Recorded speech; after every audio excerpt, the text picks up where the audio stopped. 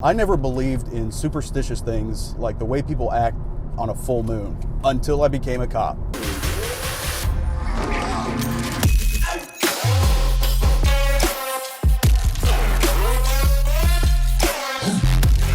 Hey guys, what's going on? I hope you are having a fantastic week so far. And guys, with me today, I have a special guest I'm really excited about. He hasn't been in a video since really I first started the channel. So I would like to welcome BAMA with me today. Spoiler alert, I'm actually in the CIA. All right, so a few of you guys have been asking me like what my rituals are when I'm getting ready for work. Like, there's actually been a few of you that have wanted to watch me get dressed as I get dressed and ready for work. Fucking creepers, man. But because this is YouTube and not your mom's webcam show, I'll just tell you about it. 401 ways to snuggle. That's what the 401 really means. Oh yeah, definitely. So I've never really been a superstitious person. I'd like to think that I'm pretty logical and like level-headed.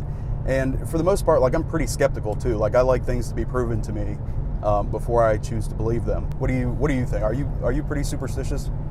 I'm not really superstitious about anything, but I tend to fall back on the if it's happened before, it's probably going to happen again. Therefore, it's more like odds and luck for me. Well, like the full moon thing, for example, like once I got into law enforcement, I started realizing like that was true. Like every Friday night that there was a full moon, we always, like the trauma center was full of people, like there was people acting up.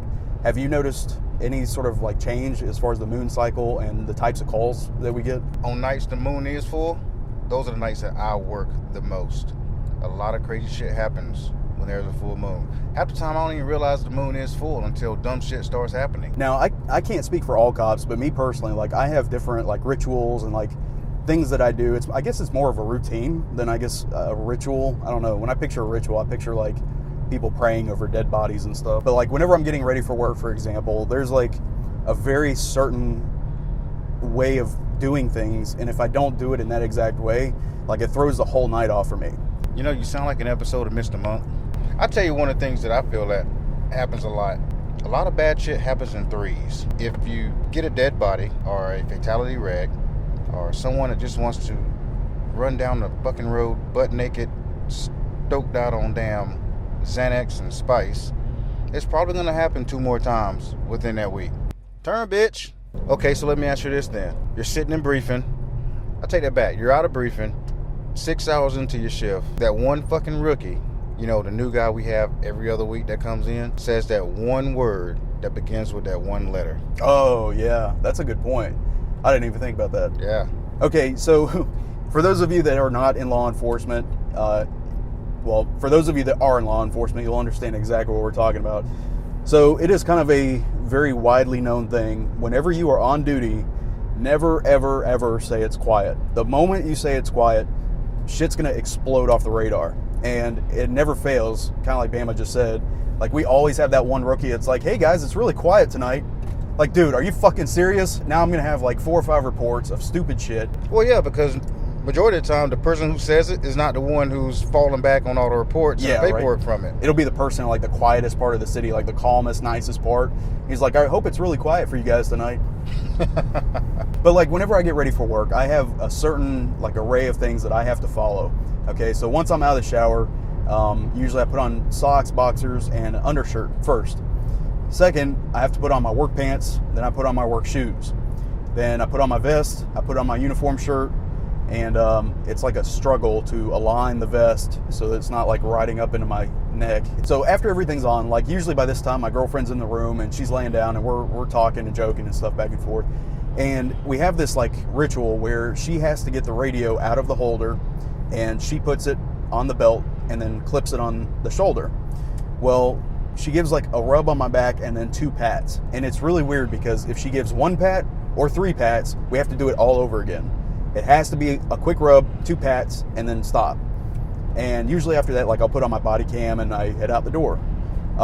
Like, do you have any particular ritual that you do when you're like getting ready for work? I do, but before I get into that, I really want you to record and vlog you getting dressed, because her rubbing your back is really starting to turn me on. Just want you to know that I love you, man. That's a different channel. True blue, true blue.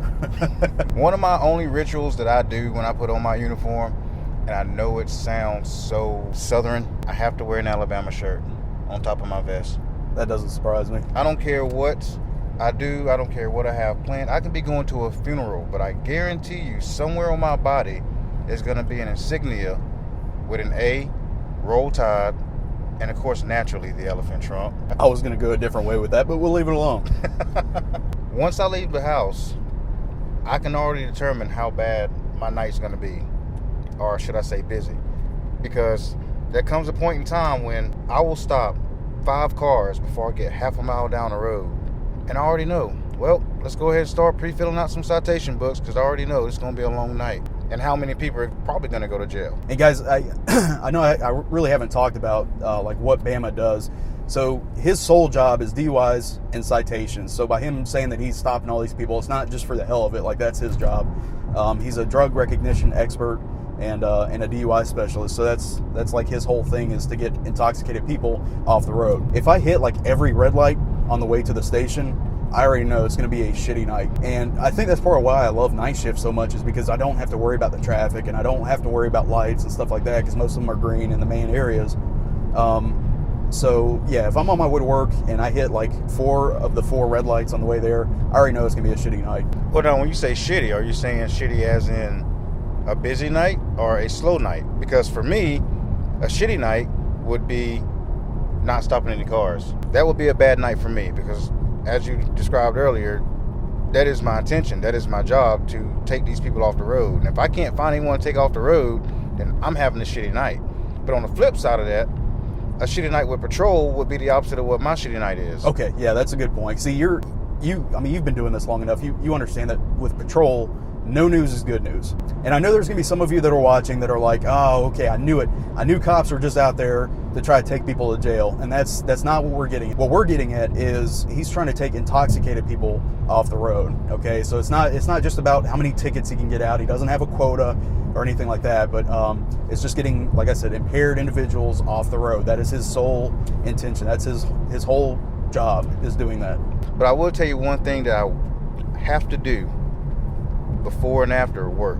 I have to kiss my girlfriend goodbye, because as we all know nowadays, you don't know when you're going to come back home. So I treat every time I walk out the door like it's my last, and I take that very serious now, considering how many funerals I've been to recently. Another thing that I do, whether she's sleeping or not, is I have to kiss her to let her know that I made it home, because that's one of the greatest feelings in the world, is knowing that I've completed my tour of duty and I finally made it back to my safe haven of home another night. Okay, way to turn this conversation morbid. You're an asshole, man. You know, I try to show my sensitive side, because everybody swears I'm an asshole. My subscribers are like the furthest thing from sensitive. You're such a douche. He's a douche. I know he is, but I love him. Well, guys, that is it for today. I know it's a pretty short video. Thank you guys so much for the support. I appreciate it. BAMA, thank you very much for joining us. Roll Tide. And we will see you guys soon.